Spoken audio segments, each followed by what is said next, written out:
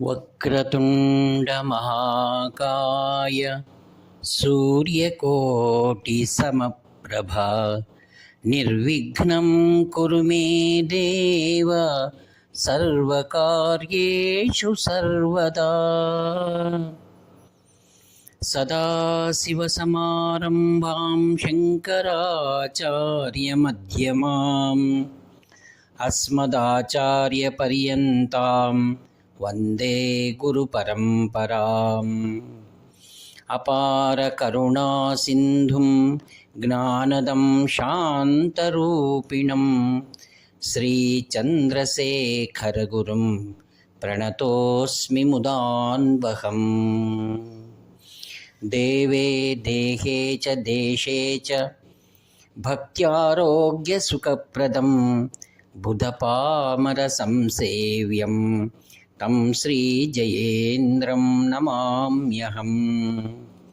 नमामः शङ्करान् वाक्यविजयेन्द्रसरस्वतीं श्रीगुरुं शिष्टमार्गानुनेतारं सन्मतिप्रदम्। सर्वमङ्गलमाङ्गल्ये शिवे सर्वार्थसाधिके शरण्ये त्र्यम्बके देवी नारायणि नमोऽस्तुते। श्री सत्यचन्द्रशेखरेन्द्र सरस्वती स्वामिने नमः।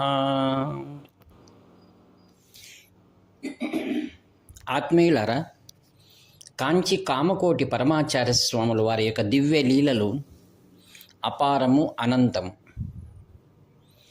సద్గురు యొక్క స్మరణ ద్వారానే మూకం కరోతి వాచాలం పంగుం లంఘయతే గిరిం యత్కృపా తమహం వందే పరమానంద మాధవం అని శాస్త్రాలు మనకు తెలియజేస్తున్నాయి. కాంచి కామకోటి పీఠం యొక్క వైభవాన్ని ఒక్క మాటలో చెప్పండి. నన్ను ఒక్కసారి కాకినాడలో చాగంటి కోటేశ్వరరావు గారి గోశాల, అక్కడ ప్రతిరోజు కూడా ఇలానే మహాస్వాముల వారు పూజ అయిన తర్వాత మధ్య విరామ కాలంలో కాస్త ఆధ్యాత్మిక విషయాలు ప్రవచించేటువంటి సేవ భాగ్యం నాకు కలిగినందువలన అక్కడ ఒక ప్రశ్న ఒకరు అడిగారు ప్రవచనం మధ్యలో. దానికి ఒక మాట చెప్పాను వారికి. శ్రీవారిని స్మరించాను, ఈ మాట అన్నాను. సద్గురుల కృప అయినట్లయినా పెదవి మరియు పదవి లభ్యమవుతుంది అని. దానికి నిదర్శనంగా శ్రీ చాగంటి కోటేశ్వరరావు గారే. ఎందుకంటే ఆ మాట్లాడేటువంటి ఆ యొక్క ధోరణి, వాక్ యొక్క శక్తి కేవలం కాంచి కామకోటి పరమాచార్య స్వాముల వారు మరియు తదంతేవాసివర్యులు శ్రీ శంకర విజయేంద్ర సరస్వాముల వారి యొక్క సంపూర్ణ కృప వలనే వారు చెప్తున్నారే కానీ స్వయంగా ఎట్టి పండితుడైన ఆ యొక్క ఉన్నత స్థితికి రావడం చాలా కష్టమని నేను త్రికరణ శుద్ధిగా చెప్తున్నాను. ఒకసారి శ్రీ శంకర విజయేంద్ర సరస్వాముల వారు, నేను కాంచిలోని శ్రీవారి దగ్గర ఉంటాను కదా అన్నారు వారు. చెన్నైలో కుచలాంబ కళ్యాణ మంటపంలో శ్రీ చాగంటి గారి ఉపన్యాసం ఉంది, మీరు దంపతులు ఇద్దరు వెళ్ళండి అన్నారు. నా భార్య కూడా శ్రీ చాగంటి గారంటే చాలా అమితమైన ప్రేమ మరియు వారి యొక్క అనుయాయి. ఆ యొక్క సభలో వెళ్ళాము. ఆ రోజు మంచి ప్రసంగం చేస్తున్నారు. నా భార్యని ముందు వరుసలో కూర్చున్నాము. నా భార్యని చాలా చక్కగా చెప్తున్నారు కదా అంటే నేను అన్నాను, నాకు ఆయన హృదయంలో శ్రీ శంకర విజయేంద్ర సరస్వాముల వారు కనపడుతున్నారు. వారే ఆయన్ను ఈ యొక్క వాక్కుకు ఆయన కారణమై ఉన్నారు అన్నాను. ఇది సత్యము అన్నాను. ఎందుకంటే కాంచి కామకోటి పీఠం ఎందరినో సామాన్యులను కూడా ఉత్తుంగ శిఖరాలకు తీసుకువెళ్ళిందనమాట. అనేక రంగాలలో ఉన్నటువంటి వారిని మనం ఉదహరించవచ్చు. శ్రీ ఎస్పి బాలసుబ్రహ్మణ్యం గారి సంగీతంలోనూ, మరియు శ్రీమతి ఎంఎస్ సుబ్బలక్ష్మమ్మ గారు, మరి రాజకీయ ప్రముఖులని చెప్తే శ్రీమతి ఇందిరాగాంధీ, శ్రీ సంజీవ్ రెడ్డి గారు, మరియు రాజాజీ గారు, మహాత్మా గాంధీజీ, ఒక్కరేమిటి, ఏ ఏ రంగాల్లో ఎవరెవరైతే ఉన్నారో వారందరూ కూడా పరిపూర్ణంగా కాంచి కామకోటి పీఠం యొక్క ఆశీస్సుల వలననే వారి ఉన్నత స్థానాల్లో ఉన్నారన్నమాట నిర్వివాద అంశం అది. ఒకసారి శ్రీ చాగంటి గారు కాంచీకి వచ్చినప్పుడు, నాది ఇది మొట్టమొదటిసారిగా మఠంలో ఉండడం. అప్పుడు శ్రీ చాగంటి గారితో స్వాములు వారు గదిలో కూర్చున్నప్పుడు నన్ను ఒక పరిచారకుడు వెళ్ళి పిలుచుకొని రమ్మన్నారు. నేను గదిలోకి వెళ్ళాను. వారిద్దరూ స్వాములు వారు శ్రీ చాగంటి గారు మాట్లాడుతున్నప్పుడు నన్ను దగ్గర కూర్చోమన్నారు. కూర్చొని నన్ను శ్రీ చాగంటి గారికి పరిచయం చేస్తే నాగభూషణం అని జ్ఞాపకం పెట్టుకోండి అన్నారు. అంతే. నాకు ఆశ్చర్యమైంది. నాకు ఎవరైనా సరే నాకు సాధారణంగానే కనపడతారు. ఎందుకంటే నాకు విశేషంగా స్వాములు వారే నాకు అతి ఉన్నతమైనటువంటి హిమవత్ పర్వతం అది. అందులో శ్రీ శంకరులే. వారి దగ్గర అందరూ కూడా సర్వసామాన్యులే. ఇది అందరూ ఒప్పుకోవాల్సిన మాటనే. సరే అని నేను వారికి దండం పెట్టి వచ్చేసాను. అది నాది మొట్టమొదటిసారి వారితో అక్కడ స్వామివారి సన్నిధిలో కలవడం జరిగింది. మరి రెండవ మారు శ్రీ చాగంటి గారు వారి స్నేహితుల యొక్క ఒక ఆఫీస్ ఓపెనింగ్ సెరమనీకి వారు వచ్చారు. అప్పుడు కాంచీపీఠం నుండి స్వాములు వారు నన్ను వారికి ప్రసాదాలు ఇవ్వడానికి నేను నా భార్య కూడా వెళ్ళాము. అక్కడ కూడా వారిని రెండవ మారు కలవడం జరిగింది. మూడవ మారు కుచలాంబ కళ్యాణ మంటపం, మరి నాలుగవ మారు హైదరాబాద్లో వారు వచ్చి కూర్చున్నప్పుడు నేను స్వాములు వారు పూజ చేస్తున్నారు. ఆ రోజు యథారీతిగా నేను ప్రవచనాలు చెప్పేది ఉన్నందువలన నేను వెళ్ళి వారు వచ్చి కూర్చున్నారు కదా పెద్దవారని, దయచేసి మీరు మాట్లాడగలరా అంటే, లేదు నువ్వే మాట్లాడేసి అన్నారు. నేను ఆ రోజు గోవు గురించి మాట్లాడేది ఉండింది. నేను ఒకసారి స్వాముల వారు స్మరించి ఆ రోజు నూతనంగా చెప్పాలనిపించింది. ఈ యొక్క గోవు ఎంత గొప్పది అంటే, ఆ యొక్క గోవు వలననే మనకు సిపాయి తిరుగుబాటు జరిగింది అని నాకు తెలియకనే నా మాటలు అక్కడ స్వామివారు పలికించారు. ఆయన ఒకసారి నా వైపు చూశారనమాట.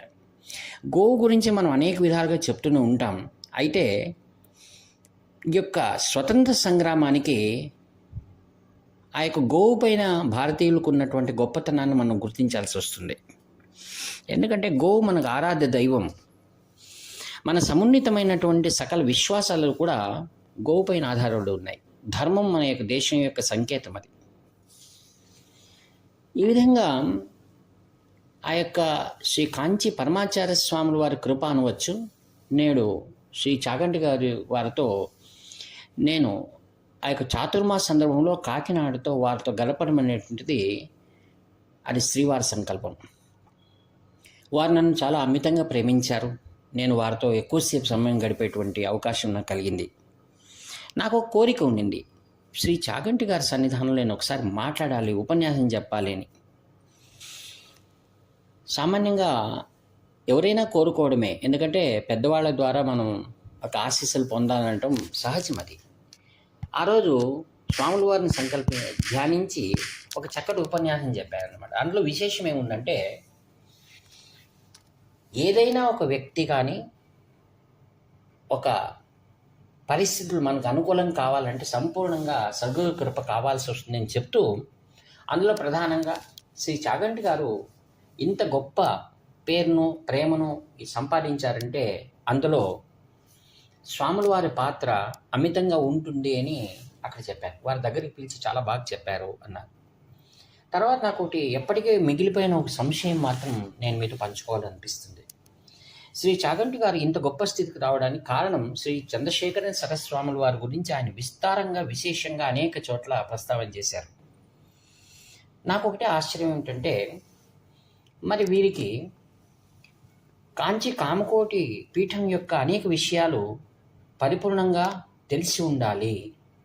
మరియు భారతీయ సంస్కృతిలో విశేషమైనటువంటి కాంచి కామకోటి పీఠం ఆచరిస్తున్న ఆచారాలు విశేషాలు, ఎందుకంటే వీరికి పరమాచార్య స్వామి గురించి బాగా తెలుసును, మరియు పీఠం గురించి కూడా బాగా తెలిసి ఉంటుందనే ఒక అభిప్రాయంతో ఈ విషయాన్ని మీ ముందు ఎంతో వినయంగా ప్రస్తావిస్తున్నాను. ఒకసారి శ్రీ చాగంటి కోటేశ్వరరావు గారు ఓపెన్ హార్ట్ విత్ ఆర్కే అనే ఒక ఇంటర్వ్యూలో ఆయన ఈ విధంగా ఒక చర్చ జరుగుతుంది. దాంట్లో ఆ యొక్క ఇంటర్వ్యూ అడిగేటువంటి ఆర్కే గారు ప్రశ్న అడిగారు ఆయన్ను. మీరు కాంచి కామకోటి పీఠం గురించి మీకు సంబంధం ఉంది కదా, మరి కొందరు పీఠాధిపతులు ప్రసాదాలు ఇచ్చేటప్పుడు దూరం నుంచి ఇస్తుంటారు కదా భక్తులకు అన్నారు. దాని వెనకల ఆయన చూపిస్తున్నారు ఏంటి, శ్రీ శంకర విజయ సరస్వాముల వారు వచ్చిన భక్తులకు ప్రసాదాలు ఇస్తున్నారు. అది దూరం నుంచి ఇస్తున్న మాట నిజమే. మరి దాని గురించి ఈయన ఎలా స్పందిస్తారని నేను ఎంతో కుతూహలంగా ఉన్నప్పుడు ఆయన ఏం చెప్పారంటే, అవునా అలా ఉందా నాకు తెలియదే అన్నారు. ఇది నాకు చాలా బాధ అనిపించింది. ప్రస్తుత విషయాలు ఇంకొక విషయానికి వస్తారు ఇప్పుడు మరలా. ఈ మధ్య కాలంలో శ్రీ శంకర విజయ సరస్వాముల వారు తమ ఉత్తరాధికారిగా శ్రీ సత్య చంద్రశేఖర సరస్వాముల వారిని 71 పీఠాధిపతులుగా అలంకరించారు. ఆ సందర్భంలో తమిళనాడులో అనేక చోట్ల కాంచి పీఠం గురించి, అనేకమైన ఆచార విచారాల గురించి అనేకమైనటువంటి చర్చలు, సమావేశాలు జరిగాయి. అందులో ఇలానే ఒక ఇంటర్వ్యూ, ఆ ఇంటర్వ్యూలో ఒక వ్యక్తిని అడుగుతున్నారనమాట. అదే ప్రశ్ననే, ఎందుకు కాంచి పీఠాధిపతులు దూరం నుండి ప్రసాదాలు భక్తులకు ఇస్తారన్న ప్రశ్న. దానికి ఏ విధంగా ఆయన స్పందించాడన్న విషయాన్ని ఇప్పుడు మీకు ప్రస్తావిస్తున్నాను. ఆయనే మీ కాంచి కామకోటి పీఠానికి ఆయన చాగంటి వారి మాదిరిగా అంత దగ్గరి సంబంధం ఏమి లేదు. ఆయనకు సామాన్య భక్తుడు ఏం చెప్పారంటే, ఆయన కాంచి కామకోటి పీఠం అనేటువంటిది ఆశీర్వాదం అనేటువంటిది స్పర్శరీతిగా ఆశీర్వాదం ఉండదు. చాలా కొన్ని పీఠాలు, కొంతమంది గురువులు స్పర్శరీతిగా ఆశీర్వాదం చేసేటువంటిది సహజం. అయితే 2,500 సంవత్సరాలుగా వస్తున్నటువంటి కాంచి కామకోటి పీఠం ఎప్పటికీ కూడా వీక్షణ దృష్టితో, వీక్షణం ద్వారానే భక్తులను అనుగ్రహిస్తారు అని చెప్పారు. నాకు ఆశ్చర్యం వేసింది. ఆయన ఏమంటున్నారంటే, అనేకమైనటువంటి విషయాలు చెబుతూ గురువు యొక్క కృప మాత్రమే ముఖ్యం, స్పర్శ అనవసరం అని చెప్పారు. తర్వాత ఏమన్నారు, దానికి ఒక స్త్రీమూర్తి, ఒక ఆమె కేరళలో ఉన్న ఆమె తన భక్తులను కౌగిలించుకుంటుంది, ఆ విధంగానూ స్పర్శ ఇవ్వచ్చు. స్పర్శ ద్వారా అనుగ్రహం అనేది ఉంటాయి. అయితే కాంచి కామకోటి పీఠంలో వారు ఉత్తరాధికారిని కూడా స్పర్శించరు. వచ్చిన భక్తులు కూడా తమను స్పర్శించాలని ఎప్పుడు అభిలషించరు. ఎందుకు? గురువు అనేది కృపాదృష్టి అది. ఎందుకంటే వారు సంపూర్ణంగా యతీశ్వరులు. వారు సొంతంగా అనేకమైన శ్రాద్ధ కర్మలన్నీ చేసుకొని పరిపూర్ణంగా ఈ లోకం నుండినే వారు విడువబడినటువంటి వారు, సంపూర్ణ పరమ పవిత్రులైనటువంటి వారు. రెండవ విషయం, ఆదివ శంకరాచార్యుల నుంచి తేబడినటువంటి ఏదైతే యోగలింగం ఉందో, ఆ యోగలింగాన్ని అర్చన చేయడానికి ప్రత్యేకమైన కొన్ని అర్హతలు అనేవి ఉంటాయి. ఆ అర్హతలన్నీ పరిపూర్ణంగా, శుద్ధంగా, పరిపూర్ణమైనటువంటి వారు, బాహ్యంగాను అంతరంగంగాను శుచి అయి ఉన్నటువంటి వారు, వారు మాత్రమే, ఉత్తరాధికారులు మాత్రమే ఈ యొక్క యోగలింగాన్ని పూజ చేసేటువంటిది ఉంటుంది కదా. మరి ఈ విషయాలు, ప్రాథమికమైన విషయాలు కూడా ప్రవచనకర్తలకు తెలిసి ఉండదా అనేటువంటి నాకు నేడు బాధిస్తున్న ప్రశ్న. అయితే ఎందుకు ఇలా వచ్చింది అంటే, గురుకృప అనేది ఉంటే మాత్రమే మనకు తక్షణమే అది మనకు అవగతమవుతుంది. అందుకే ప్రాథమికమైనటువంటి ఆచార విచారాలు అనేటువంటి మనం బాగా తెలుసుకోవాల్సిన విషయం ఉంది ప్రతి ఒక్కరు కూడా. మరియు ఒక పీఠానికి చెందిన విషయం అని కాకుండా భారతీయ సనాతన ధర్మ సంస్కృతికి సంబంధించినటువంటి ప్రశ్న అది. ఎందుకంటే ఒక హేతువాది ఆర్కే గారు కేవలము జాతి భేదాన్ని దృష్టిలో పెట్టుకుని అడిగిన ప్రశ్న అది. అప్పుడు దానికి ఉత్తరం చెప్పేటప్పుడు మనలో సనాతనం జాగృతి అయి ఉండి దానికి తగిన సమాధానం మనం ఇవ్వాల్సి వస్తుంది. ఎందుకంటే ఇక్కడ ఆచార విచారాలు మరియు ఆ యొక్క పీఠ గౌరవానికి సంబంధించినది కావున అక్కడ తప్పించుకునే అవసరం లేదు. ఎందుకంటే వెనకల ఆయన చూపిస్తున్నారు, అక్కడ ఆయన శంకర విజయేశ్వర స్వామిలే ప్రసాదం ఇస్తున్నారు, దూరం నుంచి ఇస్తున్నారు. దూరం నుంచి ఇచ్చిన ఆ ప్రసాదంలో ఆయనకు తపశ్శక్తి దాగి ఉంటుంది. అలాగనుకుంటే శ్రీరామచంద్రుల వారు ఎవరిని తాకలేదు త్రేతాయుగంలో, అది ఆయనకు తెలుసు ఆ విషయం అందరికీ కూడా. మరి ఒక్కసారి మాత్రమే హనుమంతుడిని ఆయన కౌగిలించుకున్నాడు. మరి శ్రీరామచంద్రులు ఎలాంటి వారో కాంచి కామకోటి పీఠాధిపతులు అలాంటి వారే. కావున మనము నేడైనా ప్రతి ఒక్కరు కూడా కాంచి కామకోటి పీఠం యొక్క పూర్తి వివరాలు సామాన్య జనులైన మనలాంటి వారు కూడా తెలుసుకోవాల్సిన అవసరం ఉంది. ఆ యొక్క తమిళనాడు వాళ్ళు చెప్పినట్టు ఇంటర్వ్యూ నాకు చాలా నచ్చింది అని చెప్తూ, కావున ఆత్మీయులారా, గురు కృప అనేటువంటిది వీక్షణం ద్వారా లభ్యమవుతుంది, కానీ స్పర్శ ద్వారా ఎంత మాత్రం కాదని నేడు తెలియజేస్తూ, అటు కృపా వీక్షణ దృష్టిలు మనందరిపైన ఉండాలని ప్రార్థిస్తూ ఈ వాక్పుష్పములను అత్యంత భక్తి వినయంతో శ్రీ శంకర విజయేంద్ర సరస్వాములు వారి దివ్య చరణాలను సమర్పిస్తూ సెలవు తీసుకుంటాను. ఇట్లు మీ ఆత్మీయుడు నివర్తి నాగభూషణ్ శర్మ. హరహర శంకర, జయ జయశంకర.